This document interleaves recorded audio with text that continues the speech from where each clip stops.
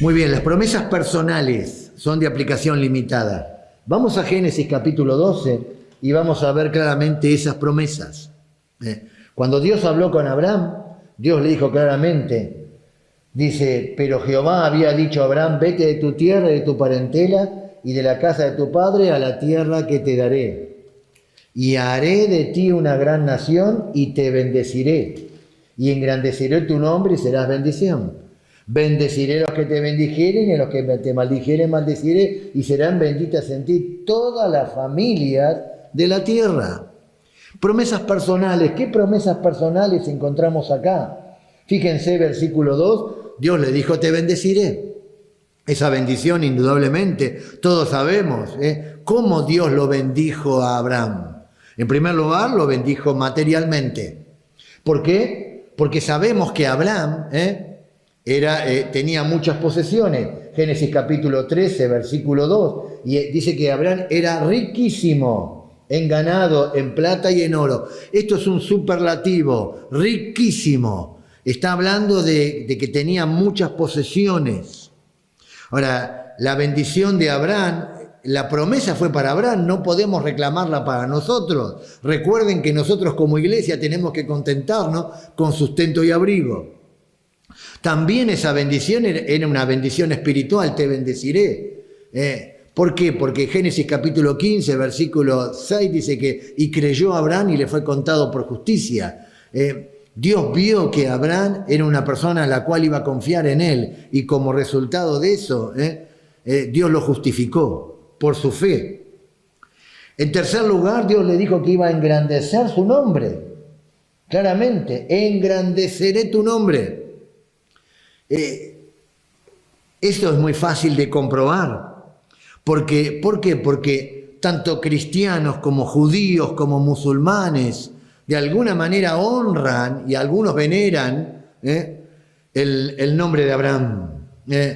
Es interesante cuando uno ve las diferentes religiones, el papel predominante en algunas religiones que cumple Abraham. Engrandeceré tu nombre. Pero también Dios le dijo, serás bendición. Y la vida de Abraham fue una bendición. ¿Para quién? En primer lugar fue una bendición para Lot. Génesis capítulo 14. Porque Abraham fue y lo libertó a Lot. Recuerden que Abraham no era un guerrero y sin embargo Dios lo ayudó para libertar a Lot y las posesiones de Lot. Pero no solamente fue una bendición para Lot, Abraham fue una bendición para Isaac, para la vida de Isaac. Génesis capítulo 24. Abraham es una bendición también para cada uno de nosotros. Porque al estudiar la vida de Abraham, cada uno de nosotros no solamente vemos al padre de la fe, vemos el sendero de la fe, vemos el caminar de la fe, vemos a un hombre que en las pruebas de la fe se mantuvo firme. La vida de Abraham, podemos decir, la mayoría de nosotros podemos decir que es una bendición para nosotros. Dios se lo dijo a Abraham, esas promesas son para Abraham. Pero también Dios le dijo claramente en el versículo 2, las promesas nacionales, haré de ti una gran nación.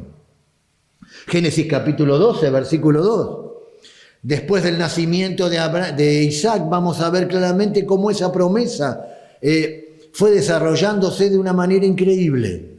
Parecía que esa promesa nunca iba a llegar, pero vemos claramente que esa promesa llegó y esa nación es Israel. Israel es una gran nación, pero va a tener su total cumplimiento en el reino milenial, cuando Israel sea la cabeza de las naciones y Cristo esté reinando en su reino, justamente desde Jerusalén como a la capital de ese reino. Pero también Dios le dijo, a tu descendencia daré esta tierra. Génesis capítulo 13, versículo 15, dice, porque toda la tierra que ves, la daré a ti y a tu descendencia para siempre. O sea, la promesa de la tierra es una promesa de aplicación limitada porque es para Israel. Ahora, Moisés animó a Israel con la misma promesa. Esta misma promesa fue la que utilizó Moisés, la que Dios le había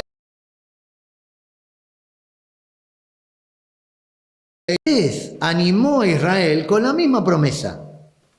Esta misma promesa fue la que utilizó Moisés, la que Dios le había hecho a Abraham, justamente para animar a la nación de Israel. Ahora fíjense que Dios en Génesis 13:15 le dice, daré esta tierra. Pero en Génesis 15...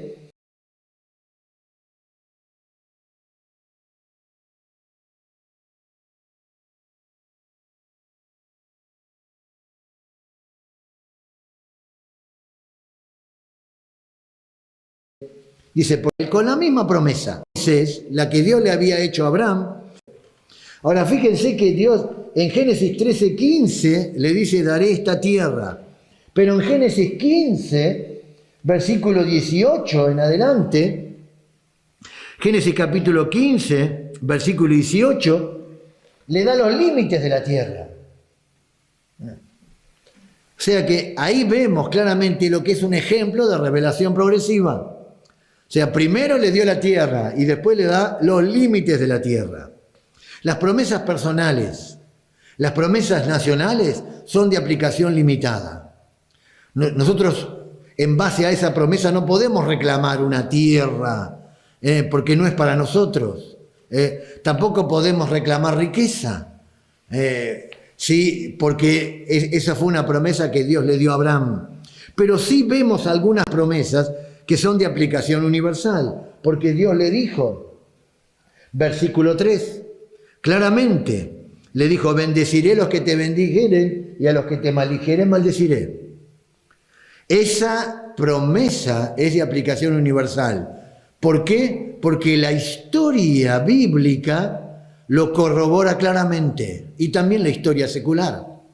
Cuando uno va a la historia bíblica, ve claramente cómo Dios bendijo a aquellas personas que bendijeron a la nación de Israel, pero Dios también cómo disciplinó a aquellas naciones que se enfrentaron a Israel.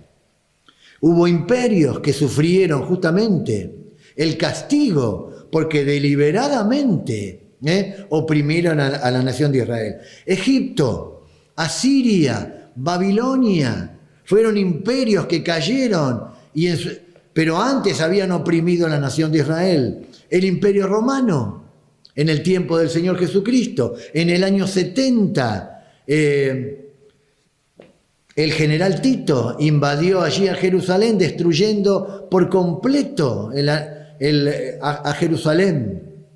Esa victoria fue celebrada en Roma con la construcción del Arco de Tito. El Arco de Tito hoy día está justamente allí entre las ruinas del Foro. Y en ese tiempo el Foro era la majestuosidad más grande del Imperio Romano, porque allí reflejaban todas las conquistas y toda la opulencia de lo que era el Imperio Romano. Hoy solamente quedan ruinas. En cambio, la nación de Israel perdura y va a seguir perdurando porque es la nación de Dios. Bendeciré a los que te maldijeren y a los que te maldijeren maldeciré. Pero también una aplicación universal es que dice, en ti serán benditas todas las familias de la tierra. Génesis capítulo 12, versículo 3. Ahora, en ti serán benditas todas las familias de la tierra. Más adelante, en Génesis capítulo 22, cuando Dios le dice a Abraham que sacrifique a su hijo, a Isaac, Dios le va a decir cuando detiene su mano, Génesis capítulo 22, versículo 18, dice, en tu simiente serán benditas todas las naciones de la tierra por cuanto obedeciste a mí. Fíjense que esto es parte de la revelación progresiva, porque en Génesis capítulo 12 le dijo que en ti serán benditas todas las familias de la tierra. Pero ahora Dios le da una revelación más y le dice claramente que en tu simiente, simiente significa que descendencia, serán benditas todas las familias de la tierra. Quiere decir que el Redentor iba a venir, iba a nacer de la nación de Israel. Eso es lo que está diciendo. Ahora, Pedro, ¿por qué digo esto? Porque Pedro en Hechos capítulo 2, en Hechos capítulo 3, cuando está predicando, fíjense que va a utilizar esta misma promesa. En Hechos capítulo 3, el apóstol Pedro, hablando a la nación de Israel, él va a citar Hechos capítulo 3, versículo 25 y versículo 26. Dice: vosotros sois los hijos de los profetas y del pacto que Dios hizo con nuestros padres, diciendo a Abraham: en tu simiente serán benditas todas las familias de la tierra. Fíjense que cuando Pedro está predicando a la nación de Israel, va a utilizar esta promesa claramente. Versículo 26. A vosotros primeramente Dios, habiendo levantado a su Hijo, lo envió para que os bendijese, a fin de que cada uno se convierta de su maldad. Pedro va a tomar esa promesa y la va a aplicar a la nación de Israel. Pablo va a hacer lo mismo. Cuando Pablo le predica a los gentiles el Evangelio, les predica a los gentiles con la misma verdad. Allí en Gálatas capítulo 3, versículo 8 y 9, que la promesa primeramente era para Israel. Y después vamos a ver que Israel rechazó las bendiciones que Dios le tenía prometidas, y entonces Dios tomó un nuevo programa, formó, que era la iglesia. Pero esa promesa que vemos acá no llega hasta nosotros en el día de hoy. Entonces ya vimos aplicaciones limitadas y aplicaciones universales. El fracaso. ¿Cuál es el fracaso en esta dispensación? Lo vamos a ver claramente, que el fracaso es el descenso a Egipto. Abraham va a fracasar. ¿Por qué? Porque Dios le dijo a Abraham: vete de tu tierra y de tu parentela a la tierra que yo te voy a mostrar. Y Abraham debía quedarse en el lugar en el cual Dios le dijo que se tenía que quedar. Y en ese lugar Abraham tenía que ser un testimonio de lo que era el Dios vivo y verdadero. Recuerden que en la dispensación anterior, Dios había, justamente como su nombre lo indica, había dispersado, había desparramado a toda la gente, porque deliberadamente, en lugar de adorar a Dios, habían adorado a la creación. Y Dios había seleccionado un hombre, Abraham, y a través de ese hombre Dios dijo: voy a llevar a cabo mis propósitos. Abraham tenía que permanecer en el lugar en donde Dios le dijo que tenía que estar, y ahí, en ese lugar, que era uno de los lugares más importantes de tránsito del mundo, él en ese lugar tenía que ser un testimonio de la fe en Dios. Pero Abraham fracasó. ¿Por qué? Porque en lugar de quedarse en ese lugar, descendió a Egipto. Y todos sabemos lo que sucedió con Abraham en Egipto. Y después vamos a ver algunas verdades que nos va a llamar la atención. Entonces el fracaso desciende a Egipto y no consulta a Dios. Si él hubiese consultado a Dios, pidiendo la dirección de Dios, Dios le hubiese indicado lo que tenía que hacer. Fíjense que descendió, Génesis capítulo 12. ¿Por qué descendió? Capítulo 12, versículo 10. Hubo entonces hambre en la tierra, y descendió Abraham a Egipto para morar allí, porque era grande el hambre en la tierra. O sea, por causa de una necesidad, en lugar, Abraham, el padre de la fe, el hombre que caminó por fe, el sendero de la fe, nos muestra que también tuvo sus dudas. Esa fe indudablemente tenía que ser perfeccionada. Y ahí vemos el fracaso. ¿Por qué? Porque en lugar de confiar en Dios, desciende a Egipto sin consultar a Dios. Y el juicio, ¿cómo termina este periodo de tiempo? Vamos a ver que más adelante vamos a encontrar a Israel esclavo en Egipto. Vamos a ver la esclavitud de Israel en Egipto. Lo que comenzó como un descenso, vamos a ver que va a terminar con una esclavitud más adelante. Porque cuando emerge la figura de Moisés, encontramos a Israel en en una seria opresión por parte de los egipcios. ¿Cómo se cumple el pacto abrámico en la persona del Señor Jesucristo? Vamos a verlo, el cumplimiento del pacto abrámico en la persona del Señor Jesucristo. Vemos 4 promesas que están íntimamente relacionadas con el Señor Jesucristo.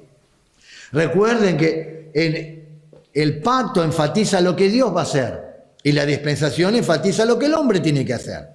En lo que Dios tiene que hacer vimos claramente que Dios le hizo promesas a Abraham. ¿Y cómo esas promesas se cumplen en la persona del Señor Jesucristo? En primer lugar, Dios le había dicho claramente que en tu simiente serán benditas todas las familias de la tierra. Y claramente la simiente de Abraham es ¿quién? Cristo. Cristo, claramente. Si ustedes se fijan en Gálatas capítulo 3, es el mejor comentario que vamos a encontrar en la Escritura sobre la simiente de Abraham. ¿Quién es la simiente de Abraham? No es la descendencia física de Abraham. No es que Israel está cumpliendo la promesa. Gálatas capítulo 3, versículo 16 dice, ahora bien, a Abraham fueron hechas las promesas. ¿Qué promesas fueron hechas a Abraham?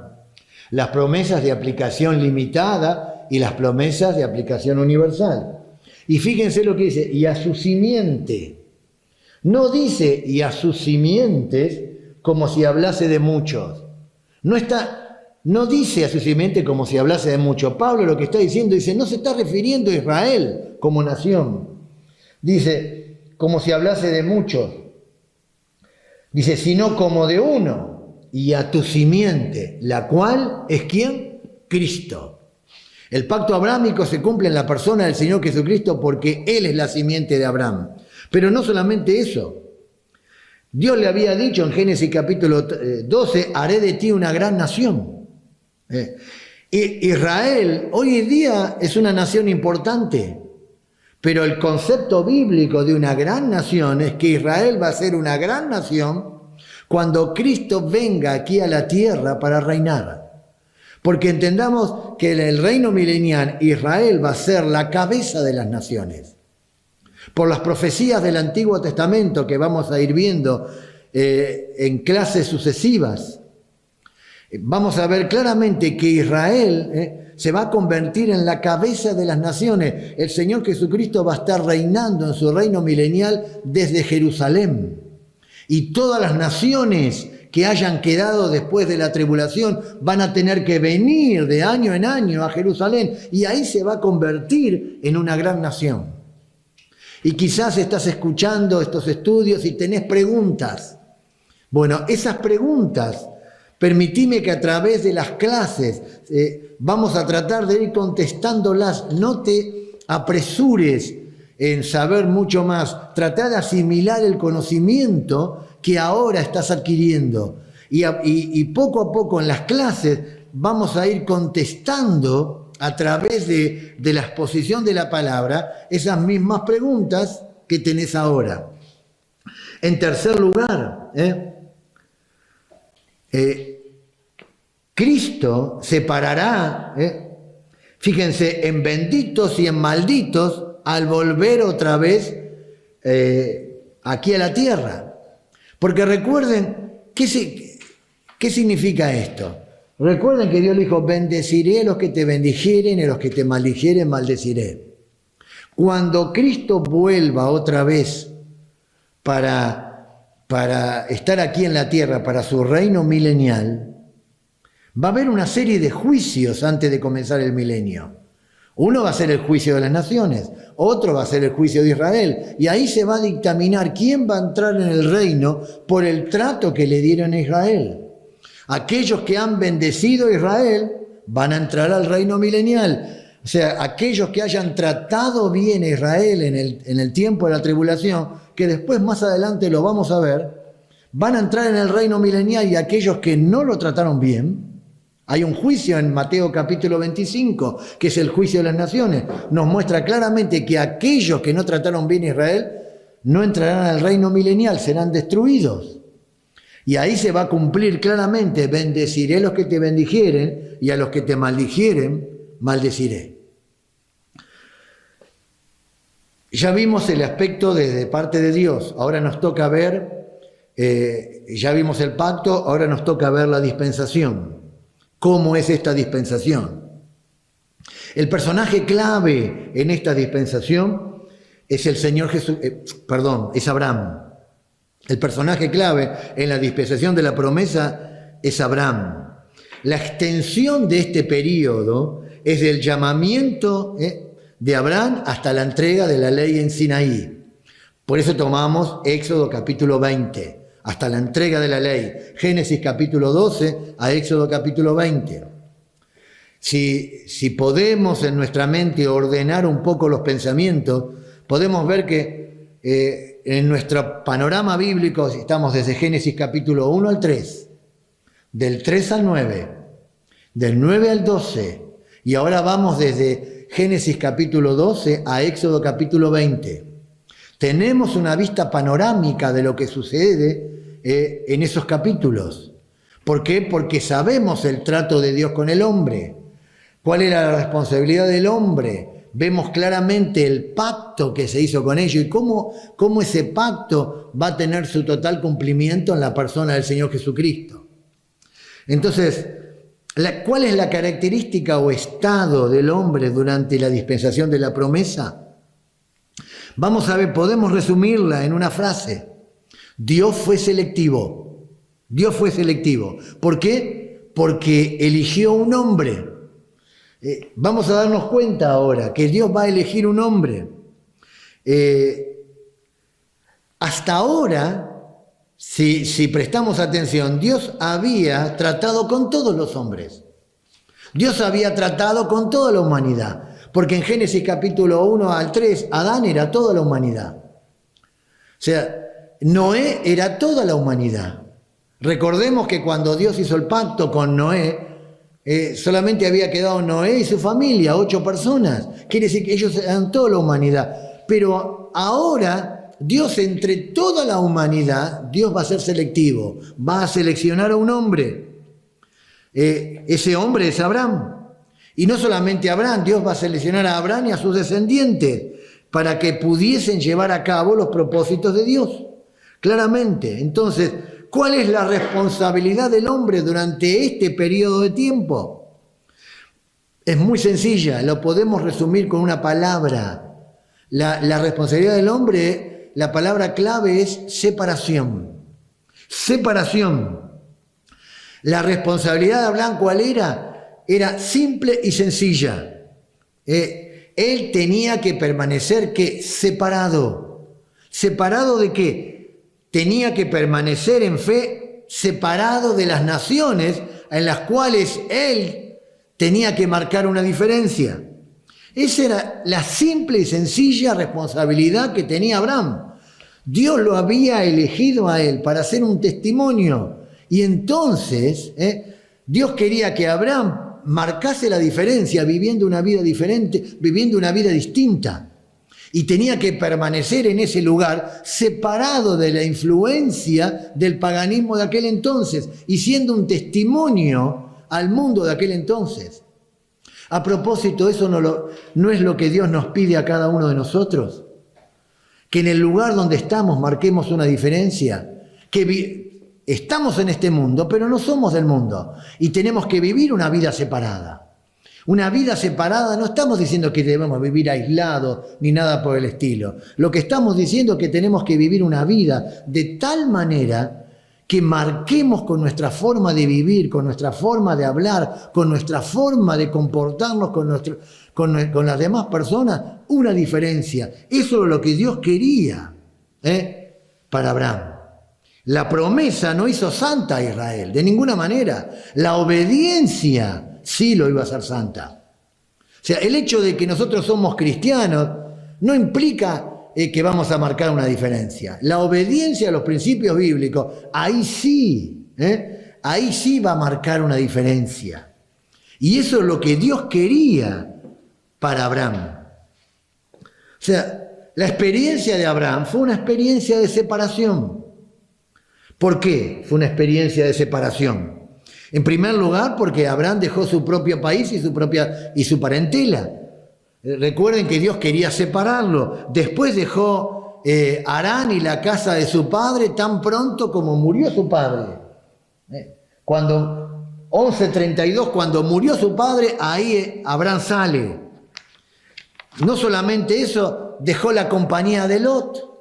Recuerden que Lot era uno de la parentela que él tenía que haber dejado. Hechos dice que el Dios de la gloria se le apareció a Abraham. Nunca el Dios de la gloria se le apareció a Lot.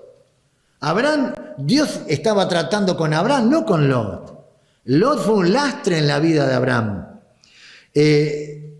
Abraham dejó su propio plan acerca de Ismael. Recuerden que cuando Dios le prometió que iba a ser de él una gran nación, el hijo no venía y entonces con Sara idearon el plan. Y ahí tenemos a Ismael, claramente. Ismael era el hijo según la carne, no el hijo según la promesa. Y finalmente, en respuesta a la dirección de Dios, él abandonó en su propio corazón a Isaac, el hijo de la promesa. Fíjense que la vida de Abraham y la experiencia de Abraham es una experiencia de separación. Ahora, la vida cristiana es una vida de separación. Dios va exigiendo más y más de nosotros. Fíjense que la separación de Abraham fue progresiva, poco a poco, y Dios le fue demandando más. Y el clímax de esa demanda de parte de Dios era su propio hijo. Así Dios actúa con nosotros en nuestras vidas. La vida cristiana es una vida de separación. Y a medida que nosotros vamos dejando cosas en nuestra vida, Dios va exigiendo más. ¿Y por qué Dios exige más? Porque Dios quiere utilizar nuestra vida justamente ¿para qué? Para marcar una diferencia. Y en la medida que nosotros le entregamos a Dios incluso aquellas cosas que más queremos, quizás puede ser nuestra carrera, quizás puede ser nuestra familia, quizás puede ser lo que nosotros pensamos o algo. Cuando somos capaces de entregarlo a Dios todo y cuando nos separamos de todo eso, ahí Dios comienza ¿a qué? A bendecir nuestra vida.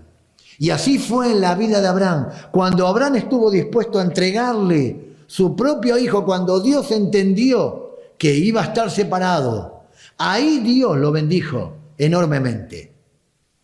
El fracaso de Abraham entonces fue su descenso a Egipto. La responsabilidad era permanecer separado, pero el fracaso de Abraham fue su descenso a Egipto. O sea, Abraham fracasó al descender a Egipto.